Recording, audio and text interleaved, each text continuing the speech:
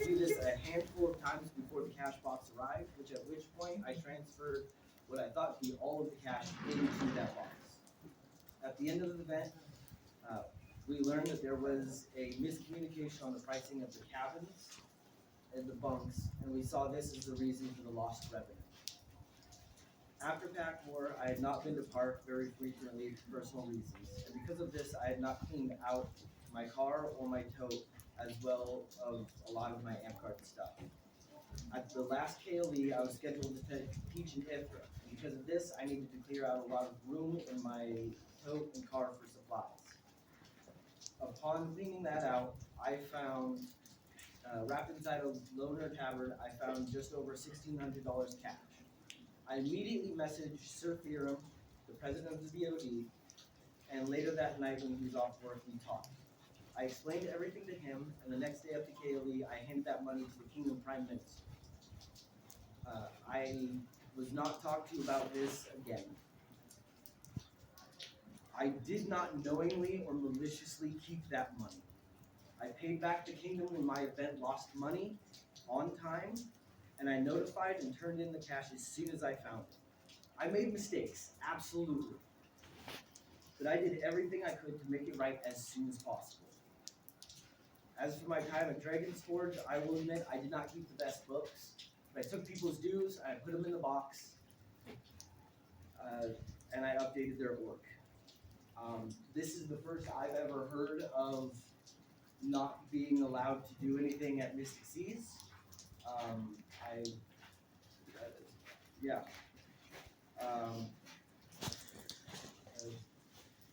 That's what happened. That's what I have to say. Thank you. Thank you. So I also have a statement from Connie, the person who runs the 4-H Center, involving some of the interactions that were had during that time frame. It starts, I've been meaning to send this for a while back. I just walked into work, it's been a few minutes, give me a moment. I believe your meal for everyone that you had was on Saturday, the 9th of September. I was at the hospital picking up my husband, which can take a while to be discharged. There was a voicemail from Zach, who seemed very upset that the main breaker kept tripping. So when I got my husband home, even before I got a fire built, I quickly went over. At that time, I was pretty upset because the power was on. My guess has to do with the fact that there were too many crock pots on the circuit, and whatever they were using to warm food with. It would have been best if he had gone and asked someone in the group if they had this problem in the past, and maybe they could have helped him figure it out. It is always the best to ask for help. The hall has never had an issue before or after that event with the breaker tripping repeatedly. Going back on September 7th, Zach seemed upset again. That would be Thursday. Sorry, I'm trying to follow this myself. The propane was not on, so I turned it on. There was a wasp nest underneath the cupboard. The YMCA apparently had turned off the propane below the kitchen window, which is not something we normally don't do, and I wasn't aware of, as this is not part of my duties. Someone in your group was able to get it up and running. I believe Zach was very excited because he wanted everything to go well. I don't know if Zach, I don't know Zach. I think his voice was loud because he was stressed, not so much that he was screaming at me, but that's what and it was just being wound up. I'm not sure if anyone has seen what the breakout was. Both of them should have a copy, both of them being Zach and Theorem. I'm not sure what that is specifying to. On Sunday at checkout time, Zach, myself, and Cody sat down to go over how much the bill was. I deducted $500 from the bill for the troubles that were being had. I have been hosting your group for many years, and I do have to say that this event was somewhat of a struggle for me. I hope everyone is safe and warm. Thank you. This is from Connie, the person that's the camp host at the 4-H Center. Okay. Does anybody else have anything that they would like to say?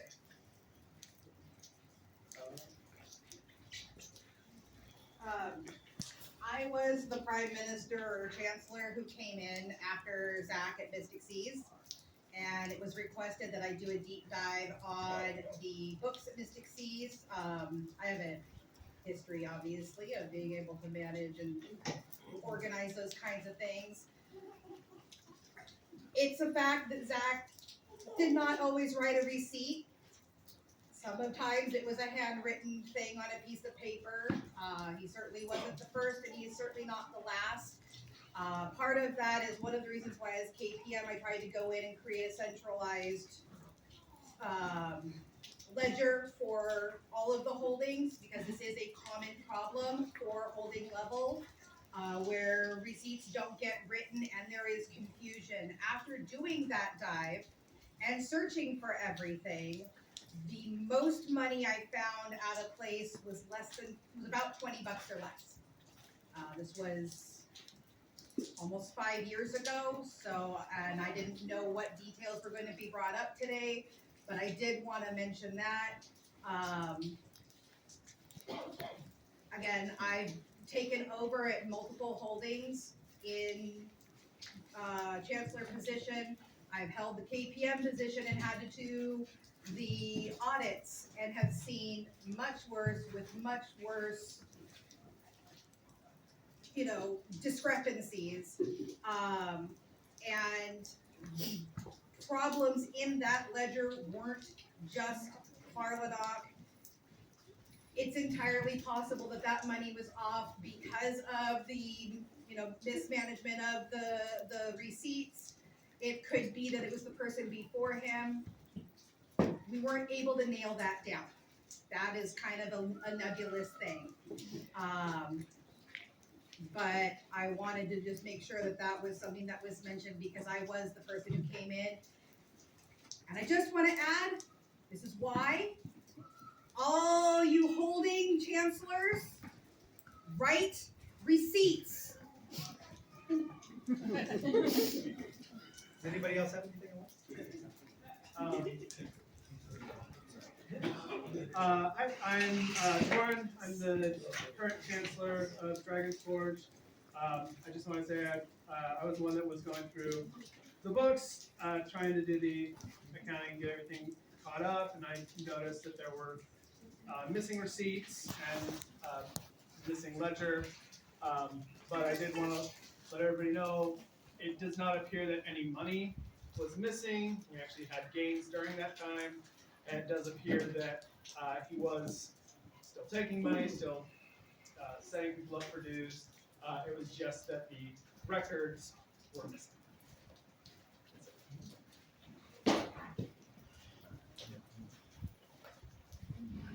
So I've got a little bit written.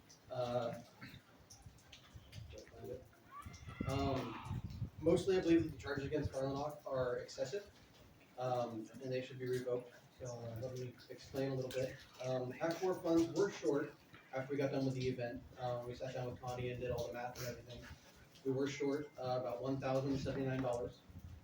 At the next KLE, when the money was supposed to be turned back into the BOD, Zach and I both paid half, or I paid $579. He paid $500 of his own money to make sure the kingdom funds were back in the account, so the kingdom did not lose any. After that, so 2 months later, on December 9th, he called me and told me that he had found $1,640 that were watered up in the bottom of a tote. I said it needed to be turned in, and so the next day after KLE, he turned that in. I don't believe he kept it maliciously. I don't think that there was any nefarious plot to keep the money or to anything like that. I mean, it was an immediate, he found it, he called me, he turned it in. There's no, as far as I can tell.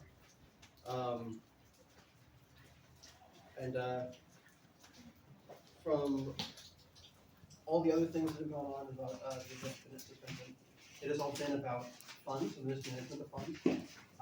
The conversations with Connie that we had after the event were pleasant. She didn't mention anything about being upset. I think that both people were stressed. Like Connie said, she had just gotten back from the hospital with her husband, and obviously the event was not as smooth as we could have been hoped. So I think both people were stressed during that. that time. So it would be, I'd ask everybody to take that into consideration as well.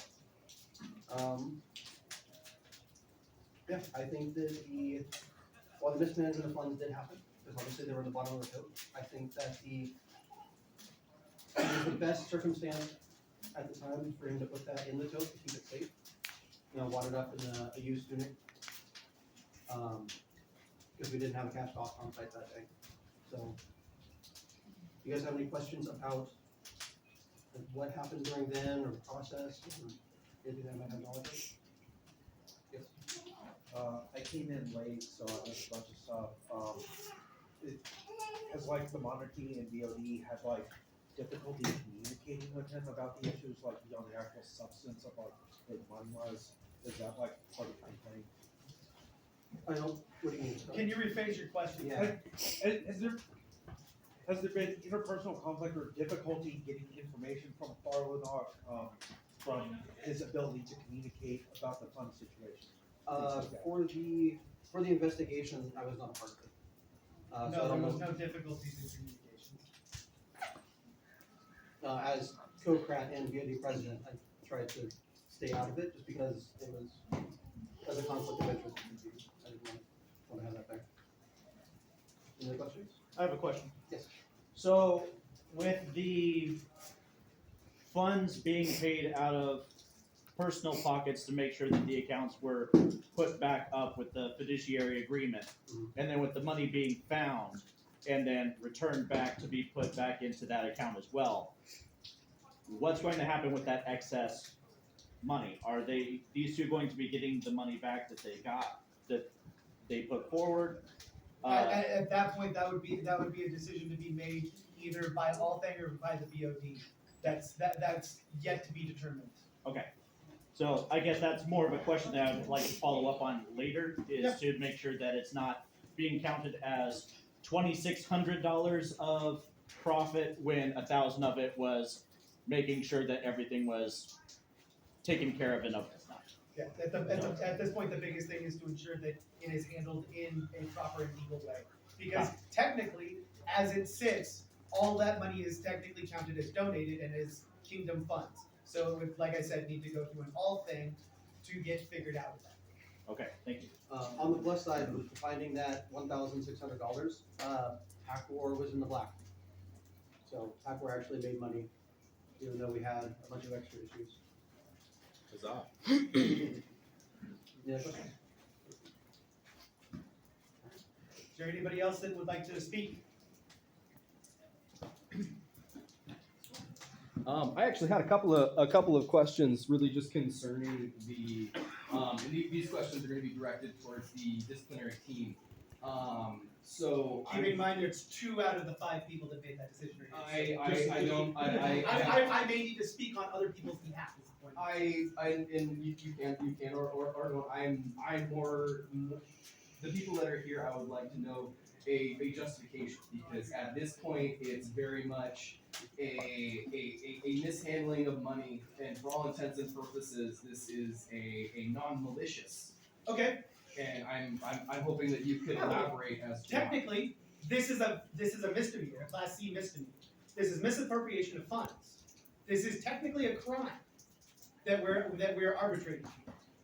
We're not looking at moving this into legal arenas, but this, as an incident, can have Blackspire as a business completely shut down and defunct because of this mismanagement. This level of value is something that can completely stop AmpGuard from running in Blackspire, because that's the level of incident that we have here. I believe it's $2,500 before the IRS has to get involved, which would be a completely separate thing, which would move it from a misdemeanor to a felony. And that's why we are moving forward with the level of discipline that we are. Because this is something so serious that it needs to be handled with serious intentions. And that's why there was 5 of us. And that was also why Calzar, Oso, Silanus, Clark, and I, as 2 teams of KPMs and KGMRs, went through the adjudication of this as opposed to simply 3, to ensure that there was a lot of eyes a lot of different ideas, opinions, and groups involved in making sure that a reasonable, equitable, and understandable decision came to. And as was stated in the post, all 5 people felt unanimously that this was the way to move forward. And everybody is still like, are people being made aware of the information that's come to light? Is there a possibility to change of opinions? Because Can you clarify in terms of elaboration, they're making decisions based on the information that you had is one thing, but we're very quickly coming into the understanding that the potential that there was not any malicious intent, there was not. I see what you're this getting was at. an accident. Intent doesn't matter in terms of commission of a crime. Knowledge doesn't come into consideration. It's totally understandable that it was an incidental mistake. Okay, no further questions. And when it comes to looking at the Calzar, Oso, and Silanus has chosen to step out of the game. And if people wish to change what's moving forward, that's what the appeal in all things is for. So that the group has the ability to make the final decision. That's not what he told me. Great. Really? He said that he regrets the severity of it. Sorry. Alright, well, that's all the. Okay. With the audit of the event, $1,600, just being gone,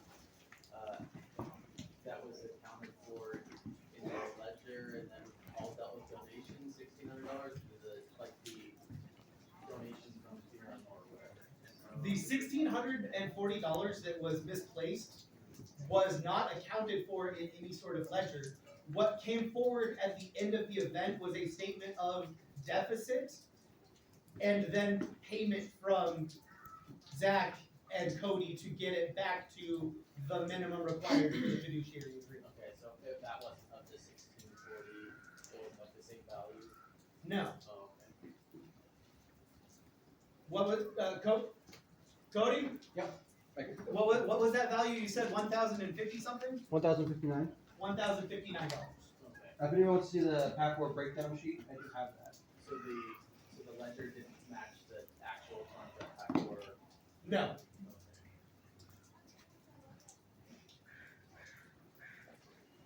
Can I say something? Why did they match? That seems like a real mishandling, I guess. Because I don't think I agree, like, he probably didn't have motion suspended. At no point of it was any part of this discussion about the intent or the decisions being made.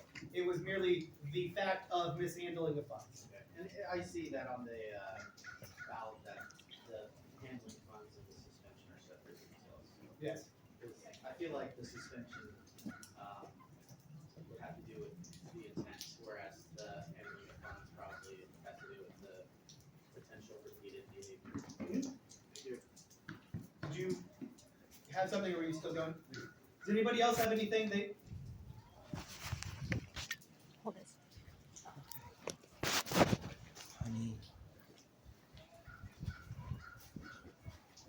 Hi, so you guys know me, I'm Brian. I am Farland Dogs partner. The only thing I am gonna say, because there's a lot of things I wanna say, but I won't. Any mismanaged money from Dragon's Forge should fall on me. I was the PM after he was due. It was my fault. I've never been in the position before. I was still learning. So that part should fall on me. It's not his responsibility to make up for my actions. Does anybody else have anything? Someone All right. Ballots are up here. The battle game should start here shortly. Thank you for your time and attention.